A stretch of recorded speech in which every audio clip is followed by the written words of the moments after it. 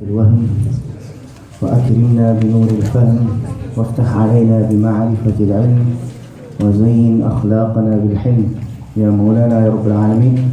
ربنا يسر ولا تعسر وتمم بالخير وبك نستعين يا فتاح يا عليم. السلام عليكم ورحمة الله وبركاته.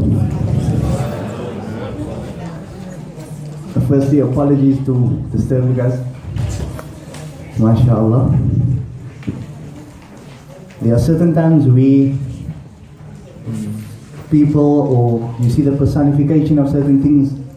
So when coming into the class, it was like the personification of the hadith of Nabi Muhammad sallallahu alaihi wasallam, in which he describes Masjid Nabawi sallallahu alaihi wasallam with the Sahaba.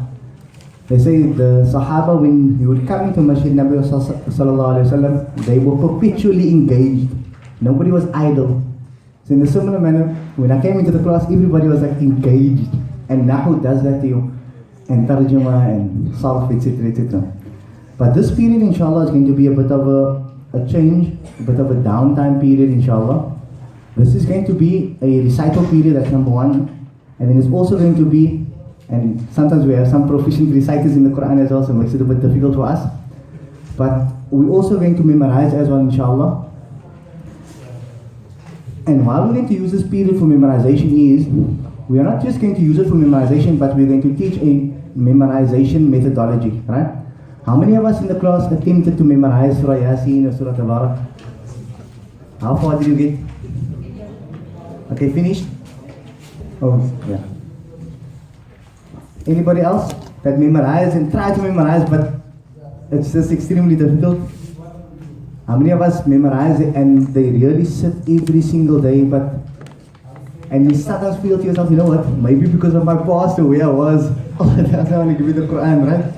My Jahiliyyah days was too Jahiliyyah, it was too crazy. Now this is for me, I'm rather going to send my children, right? But actually, sometimes, most times, it's because of the methodology that we are using, right? So how we memorize. So sometimes the technique and the way we memorize is, right? So the way we memorize is like giving a baby a burger to eat. A burger is nothing wrong with a burger, right? To eat a burger, we enjoy Burger King, whatever, or McDonald's, whatever the case may be, right? But you don't give that to a papa baby, isn't it so? So in the similar manner, when we're memorizing, sometimes we memorize like papa babies trying to eat burgers. However, just like a papa baby, right? Just like a papa baby, that's going to be fatal to the papa baby, right? So the same thing is going to be fatal to us, not just to our brains, but to our morale as well, to our desire to want to learn. Because what we try to do is we want to memorize the entire chunk. We like want to bite the entire surah into our mouth. And then what happens is after a couple of weeks, you fail to want to continue because it is so difficult and you're struggling to juggle all whatever you've memorized. So you think to yourself, you know what, let me just stick to Tarjuma. I can remember Nahu, I can remember Sarf, but I can't remember the Quran. Not because Allah doesn't want to give you the Quran, but because, unfortunately, the methodology that we were using wasn't necessarily the best methodology, right? And if we look into the Surah of Nabi Muhammad sallallahu alaihi wasallam, we would actually find that even though the Prophet sallallahu alaihi wasallam had Allah on his side, who better to have on your side? So he had Allah, he had in this dunya, he had Abu Bakr, he had Jibreel, certain times Mikael on his side, but yet the Prophet sallallahu alaihi wasallam himself, what did he do? He still planned. If we look at Hijrah, is Surah done at Mizan? No Surah. So if you look at Hijrah, right? So where's Makkah? If we were to describe Makkah, it's towards the south, right? So Makkah is in the south. And where's Medina? In the north, right? So Medina is up here. Come again? So what is he? Top? Everything? Okay, so Medina is up here, right? So what is Hijrah? Hijrah is the travel from Makkah to Medina, right? So a sane person, or if you were to picture the Hijrah, where do you picture the cave of Thawr? Okay, in Makkah, but on geographically, where you're going to picture the cave of Thawr? No, a logical person is going to picture the cave of Thawr in between Makkah and Medina. But actually, the cave of Thawr is here. The cave of Thawr is here. And the Prophet ﷺ went all the way around the scenic route, right? Around the coast. So what do we learn from that? Okay, Mizan, people learn you have to go camp and you have to go on hikes. What's the other lesson that you learn? No, but the lesson that we learn. There's many ways. Some people are better than others. Like the best way might not be the quickest way. The best way might not be the quickest way. Strategy. Oh. You know, sometimes that's a problem with learning technical sciences. Is we think with simplicity, we think technical also. Wow, I wonder what that is. I wonder, it's a screw. It's just a screw. You know what I mean? So strategy. It shows strategy and technique, right? So if you are willing to do this, inshallah, we've come across many students, alhamdulillah, right? So many of us, we sometimes have once a week, we have time twice a week. And we've seen students, alhamdulillah, and I just mentioned it to the class downstairs. I had a student, he was 63, he is 63, he's not dead, right? So he had a crazy past. When I say crazy, he was very crazy, right? Yeah, 63, and he finally stopped. And then he came to me and then he said, you know what, I want to learn Quran, but I don't want to learn in public. I don't want to learn in public because, you know, people's going to think, maybe me and you, we're dealing with some stuff. You know what I mean? I'd rather come to your house. I don't come to my house, no problem. Come sit in my house. Comes on Wednesday night when it's dark. He said, hey, kan die Maghrib tyd kom nie? Mense gaan my nog sien. So I said, okay, come when it's dark, no problem. Now he comes, then he sits, and then he learns. So within 3 months, he memorized 1.5 juz. 1.5 juz. But not just like you might think, you know, 1.5 juz. Sometimes we're sitting and I tell him, you know what? I almost said his name. We can't memorize that. I have to be somewhere, 1-2 places. I have to go with my family. And I tell him, you know what? Jump in with me quickly. Then as we're driving, then I say, okay, bacha, bismillah. Then he starts bachaing. Then he tell me, oh yeah, oh, I'm not bachaing there. وَإِذَا لَقُوا الَّذِينَ آمَنُوا قَالُوا آمَنُوا وَإِذَا خَلَا. At the end, by وَإِذَا خَلَوا is here. Oh, that is, yeah, this movement is, yeah, that's how it is. So he knew the first and the first half of the second juz. That's how he knew it. He could tell you, no, I'm here on this page now, I'm paging over now. Remember that one sticky? That's how he knew it. Why? Because of the methodology that he used. Okay, and he was a bit crazy because he used to learn in the kubus. Yeah, he was like learning and he told me, Sheikh, weet jy wat? Ek was met die kubus. And I tell him, why do you do that? He said, for motivation. Oh, that's intense, brother. So yeah, look, I need motivation. I tell myself, you better keep on track because you're going there. So maybe you can try it. It will help. Inshallah, right? Okay. Now maybe you will do Constantia. Right? How much time do we have? I think this period is still half past, right? Okay, so 12 minutes past. Right, so the methodology we're going to be using is, we're all going to try to learn, memorize together. Right? Firstly, we're going to recite in the Quran. We're going to try to better our recitation, right? So within the recitation, we'll get to memorization now, then, inshallah. So, or should we just continue the memorization? Okay, recitation. So the first thing is, look, with everything the journey that we're on, right? We had a beginning point, right? We had a bidayah, we started somewhere. So in the similar manner with Quran, we have to start somewhere. We can't all sound like Sheikh Adil Brown. We start by Abdullah Forbes. You know what I mean? Then we work our way, then we come to Sheikh Adil Brown. Everybody with me? Right? Yeah. So where do you start? We start from alif. You start from kalima. Then you work ism, fi'al. Eventually you come to what you guys are doing now, balagha. Everybody with me? But you start from kalima. So the same thing with us, we're going to start from alif. So each and every, I'm sure every one of us, we know the letters in the Arabic alphabet. Right? We know alif, ba, ta, tha, jim, ha, or whatever. We don't all say them nicely.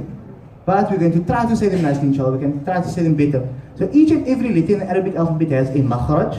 A makhraj is a point of origin. Exit. We see this a lot in Makkah. Whoever goes to Makkah often, you'll see exit, makhraj, khuruj, and I'm not sure what the Urdu one is. Whoever goes next time, just take a picture of it for us, inshallah, right? So makhraj is an exit point. So what does it mean, exit point? It means where the letter comes from. So for example, where does Ain come from? Does Ain come from a Ain or Ain? Does a Qaf come from a Qaf? Same place, Qaf, Jim, Jim. What is the difference? So we're going to learn the origin of letters, inshallah. And the nice part about it is, for recitation of Quran, and also with our Arabic, we can start sounding more like Arabs, inshallah. I think that is a more important part, right? And then also, we're going to learn the sifat and the qualities. We're not going to learn each and every letter, but we're going to learn the sifat and the qualities of some of the letters, important letters. All of them are important, but we're going to learn the qualities of some of them. And then what we're going to do is practical recitation. The only way you're going to create proficiency within your recitation is practice. Right? So within the class, we are all going to try to practice together, inshallah. Right?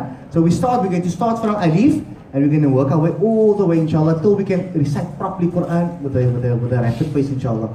And with ma'ana as well. Alright? Okay.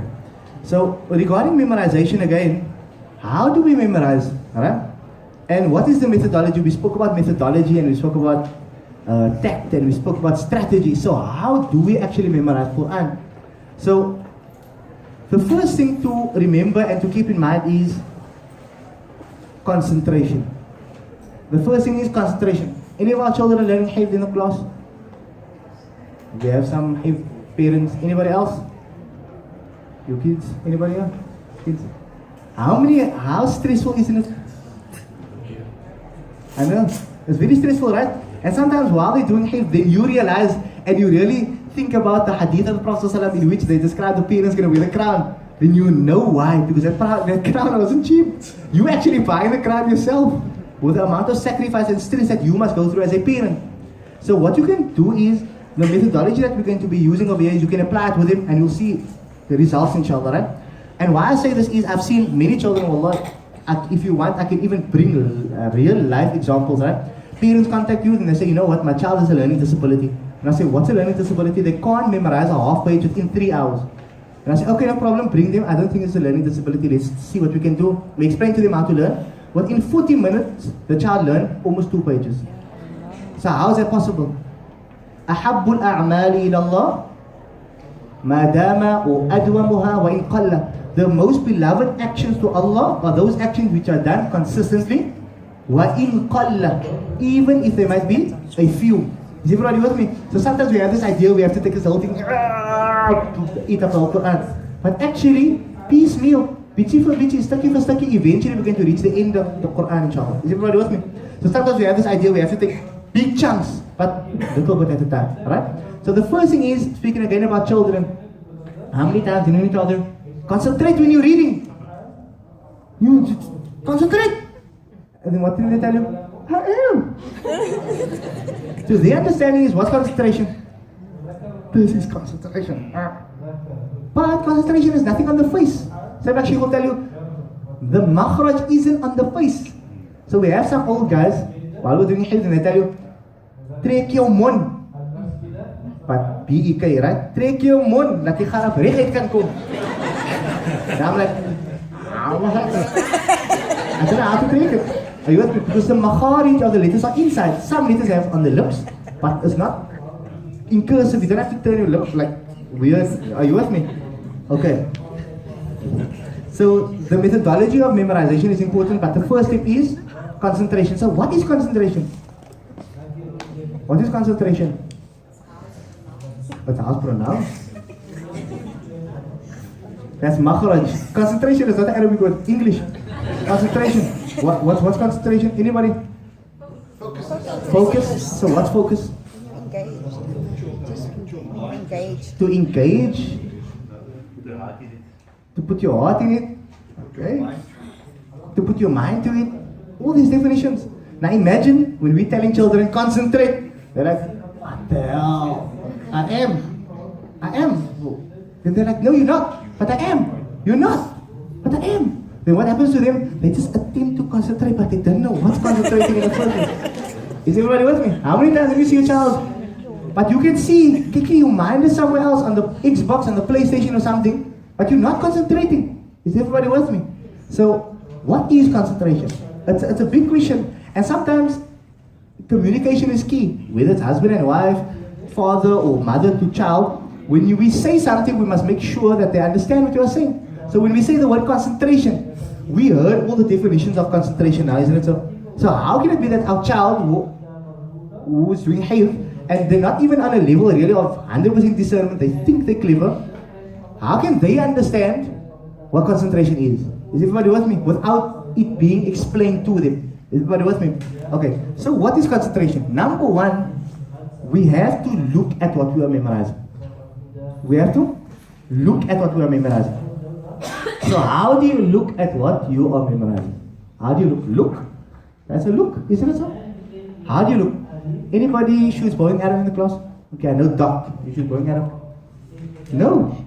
You just look at type Doc. Anybody shoots gun? Any ladies? No. There's no gun shooters here. Okay, we have gun shooters here. You shoot for a club. Shukukan. Which club have you? Right?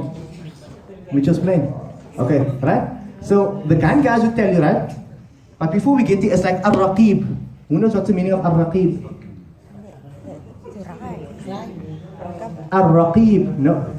No. Nice. No, Allah's word Ar-Raqib. Allah doesn't write. Come again? Not just watchful, but forever watchful. Allah subhanahu wa ta'ala is Ar-Raqib. That's why you find the word Muraqabah, where Allah is looking at you and you are looking back at Allah with the intention that your heart is looking at Allah. Right? Mullah will probably explain to you Muraqabah. So Ar-Raqib is Allah is intensely looking at us all the time. Perpetually, there isn't a split second except that Allah is aware of what you are doing. Isn't that's a bit scary? I'm sitting here, blinking my eyes, there's something crossing my heart, Allah knows about it every second, right? So that's extremely intense. So the ulama now, they describe the 99 names, they describe Ar-Raqib as well. And then they say, so what is Ar-Raqib? What exactly is Ar-Raqib? They say, it's like a hunter before he releases that arrow or that bullet, before he pulls the trigger, he doesn't even breathe. Why? Because it's going to alter the shot, right? So he doesn't breathe or he dry fires, right? Because he doesn't want to let his arm go down, etc., etc., etc., right? And then the reason for this is to practice, right? But when he's looking at that target or that animal, he looks at it with such intensity as if he's looking right through the target. Have you seen that movies and it's like that intense look, right? So that's how we have to look at our work as well. When we want to concentrate. So we look at what we are doing in that particular manner, right? Intense. And the reason why I have to describe it like that is so that when you're looking at your work, you actually think about these things. And you approach learning with never ever wanting to forget what you learned. That's a different approach. You know, sometimes you study just for the exam the next day. But then you have something interesting. You know what, I'd like to know this when I'm 60, 70 years old. Some might be 60, 70 in the class. So 80 years old, right? It depends. Everybody with me? So you have this approach, this psychology, this attitude towards learning. I never ever want to forget, that's number one. And I'm going to look at it intensely, right? Number two is, I have to recite loudly. I have to, no matter how false my voice is, I have to recite loudly. I have to say it extremely loudly. The louder it is, the easier it is for me to concentrate, right? So, Yasin, Yasin, Yasin. Because the louder it goes, it is as if I'm able to feel what I'm reciting, right? I can feel, I can make shapes in my mind, I can see what the Yasin looks like, right? So I have to recite loudly, right? And when I'm reciting loudly, I can also just recite loudly and my mind can be at work. My mind can be with my wife, my mind can be with my husband, my mind can be all over the show. But when I'm reciting loudly, I have to listen to what I am reciting. And when you do this, I actually consulted ENT specialists actually in this regard because I didn't want to make a statement and then it's a lie. It's impossible for you to listen to yourself and concentrate on yourself while still listening to something else. So even if your child is sitting in the kitchen while you're making food and you're vacuuming and they're busy with their work, it shouldn't actually deter them.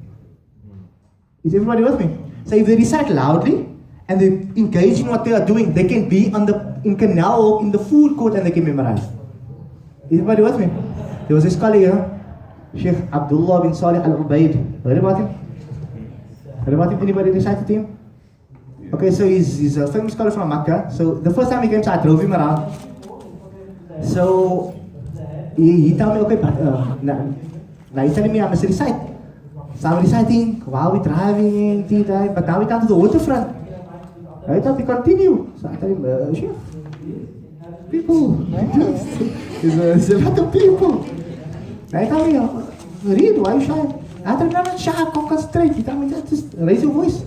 So I'm walking next to him, he's walking, and I'm walking next to him, and I'm butchering. Can you imagine what crazy sight that might have looked like? But because, and when I couldn't concentrate, just a bit louder, and then everything is blocked out again.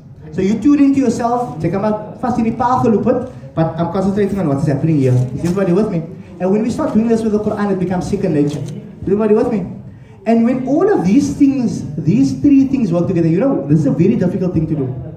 Why I say this difficult? I don't like to use the word difficult, but I say it's a difficult word to do. It's challenging because we have FOMO. What's FOMO? Fear of missing out. We never live in the moment. That's why children aren't really tired. That's why they're always happy, because they live in the moment. We live today thinking about yesterday. Wow, I lost the business. I lost something yesterday. Or my wife worked on my nerves yesterday. Or my husband worked on my nerves yesterday. Or I missed a target yesterday. Or whatever. And I'm not going to miss a target tomorrow. And everything. I'm either thinking about tomorrow or yesterday. We never live in the moment. Or whilst we are, wherever we are, we're either thinking about the children, or money, or I must go shopping. I ga dit doen, but I must still go to Canal later. Is everybody with me? I never let me do this and be here. Everybody with me? Because we have FOMO. So it's important. Or people is talking in the kitchen. I'm buttering here, miskien praat hulle van my. So I'm here, but I'm also like. Everybody with me? So we have to be like, you know what? No, I'm here and I'm here. And one of the ways to do that is practice. So initially it's going to last 2 seconds. It's really going to last 2 seconds. Then 3, then 4, then eventually you're going to a mode, you know what?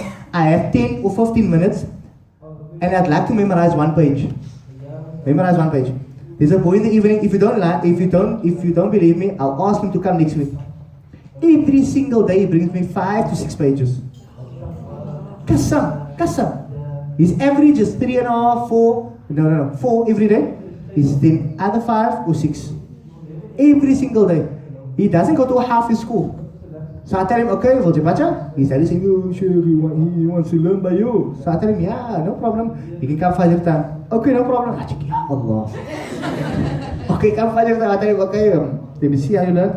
I explain to him how to learn. This is how you do it. You also couldn't, what you couldn't properly. I said, no problem, you want to do part-time because you want to play soccer. Right? He's like a professional in his own right. So I tell him, yeah, no problem, we can do it, and you can train during the day, and whatever the case may be, because he's going to Spain. So I said, no problem, this is the thing. Then every night, every morning, Fajr time, then he brings 5, 6 pages.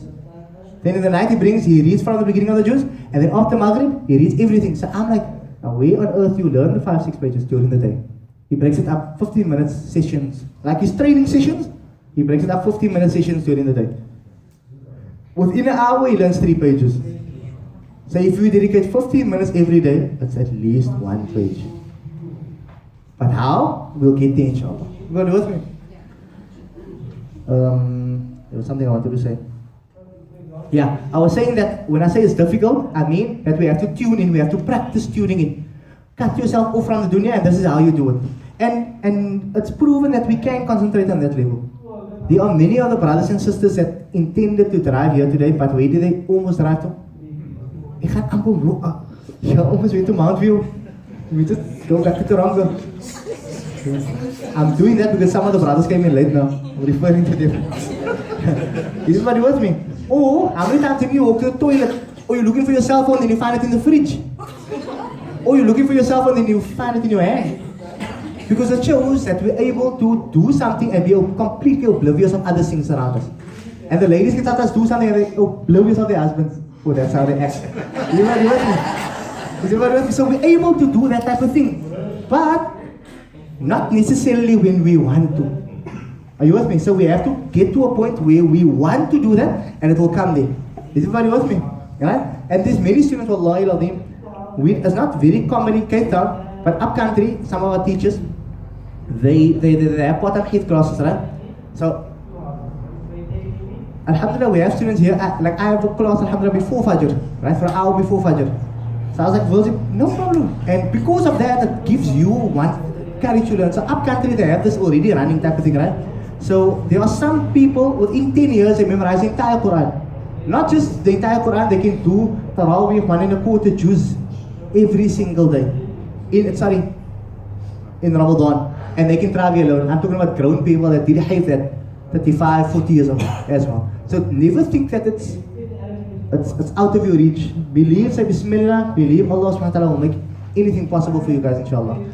And alhamdulillah, sometimes the meeting of people, this is the decree of Allah. This is the decree of Allah, right? Allah subhanahu wa ta'ala decreed that we must meet today. It might be such that all those struggles in the past of trying to memorize and just saying, you know what, maybe I'm just an Arabic person, or I'm a grammar person, a tarjuma person, I'm never going to get to memorizing, was a build-up for us to meet. And say, alhamdulillah, this is your dua, maybe being accepted. Or it might be such, you know what, Allah just wanted to hear your voice all the time. Just making dua, Allah make it easy, make it easy, make it easy for me. To the point now where Allah subhanahu wa ta'ala make it easy, alhamdulillah. Alright? So we ask Allah subhanahu wa ta'ala to grant us understanding, make it easy for us. This is the end of the period. Before we conclude, are there any questions? No questions. Everybody understood 100% what I said. It's a very intelligent class. Oh yeah, it's the third year mark. I was told this is seniors. 5th years. MashaAllah. Oh yeah, I was told this is a Dawrah class. Am I right? Jameen. When I heard the Dawrah, then I was thinking, normally in the Dars al-Nizami madrasa, madaris, they have something called a Dawrah, Dawratul Hadith. So what Dawratul Hadith is, in the final year, they recite all the Sihah Sitta, all the major books of Hadith. So they do it cover to cover. Alright? So I was thinking, a Dawrah on a side, mashallah, I'd like to sit in a Dawrah myself. But okay, they say this is a Dawrah where every year, like you stop at a certain point or something like that, right? Okay, Jameen. What we're going to do is also with it, Bismillah.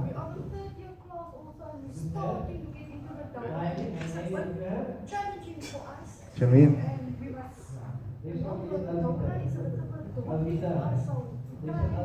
Allah make easy, Allah make easy. لا يكلف الله نفسا إلا وسعها. That's what I can say.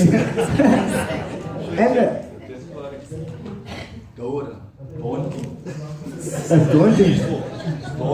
I like how the people just use any words out of context. It's like a guy came to me the weekend. Anyways, so I'm sitting in his thing. So he says, so anyways, we're busy with something, and then he says, yeah. So he wants to go with the coons. He says, Sheikh, sometimes gaan ek met die koon. Maar kom ons in die Quran. I'm like, ooh, yeah. You know, they get so what I've seen like that, right? So he says, how's the first time? Yeah, there's another one. He says, Wakanu yatakun. So I'm like, yeah, Allah Haji. Allah kun fayakun. But Allah SWT make it easy for us, inshallah. If the intention is here, what we're going to do is, we can all memorize on our own, but we're going to memorize together. Right? We're going to start with Surah Tabarak, and we'll work our way, inshallah, with all the major surah. And we'll be able to recite them on our own, inshallah, when we go visit people, etc. Everybody with me? If you want, look, generally, I understand with working class people, or studying, whatever the case may be, it is extremely difficult in the week. Unless you have you have a very you have flexible times, etc. But it's very difficult, to dedicate time, right? But inshallah, with the methodology that we're going to use, you're going to see it's going to become easy, inshallah. That's number one. And number two is, let us try to learn together, inshallah. We memorize together, and hopefully, inshallah, we cover a substantial amount before the end of the year, inshallah. Generally, we work on about 2 lines or 3 lines in 5 minutes. Lines. Why are the guys smiling? Don't believe me. Okay, so I teach a class in the week, right? So I told him, vandag mensen voor jullie huis toe gaan, you will know 7 verses of Surah Amma. Everybody laughed at me. I said, really? Nobody believed. And when they left, after 1.5 hours, they knew 7 verses of Surah Amma for the first time. So the first step is to believe it. Allah is not inviting nobody chose to come memorize here or translate over here. Allah allowed you to come here. Allah showed you, you know what? You are worthy of being here. So you have to believe firstly, you know what? Allah is allowing me to memorize and to become a protector of some of the verses of the Quran in his heart, inshallah. So believe that and feel honored. And then you say, you know what, I want to put my best foot forward, inshallah. It's going to be a bit challenging here and there. My head is going to feel like it's going to explode. I'm going to wake. I don't know if I give you that worry now. But the memorizing is going to be so crazy that you will wake up in the morning, brushing your teeth, and you're going to be like, so crazy. It's going to be all the time. Was Allah subhanahu wa ta'ala to grant us understanding? No questions, inshallah. It was clear. What we're going to do is when we start memorizing, is it break time now? That's the next period. Oh. Hey? Is another period. Who's next now? Zakaria. Oh, Zakaria is not there. When Zakaria. Okay. Bismillah ar-Rahman ar-Rahim. What we're going to try to do is we're just going to start memorizing. I think that we're allocated to memorize Dawrah within this period, right? Or should we start with that? Okay, everybody has the Arabic alphabet in front of them. They will start next week with the memorization. Think about what I said, let it simmer in the mind, inshallah. And then from there we work, inshallah, right? Mana Zakaria. My classmate. Mana Zakaria, before he got married, he was always late. And then he was just starting to become early, then he got a baby. His wife got a baby, and then again back to normal. Is everybody with me? Bismillah ar-Rahman ar-Rahim. Everybody has the pages in front of them. So we all know the Arabic alphabet, right? So, but what we're going to do different in this class is we are going to recite the Arabic alphabet. Oh yeah. Okay, with proper makharij and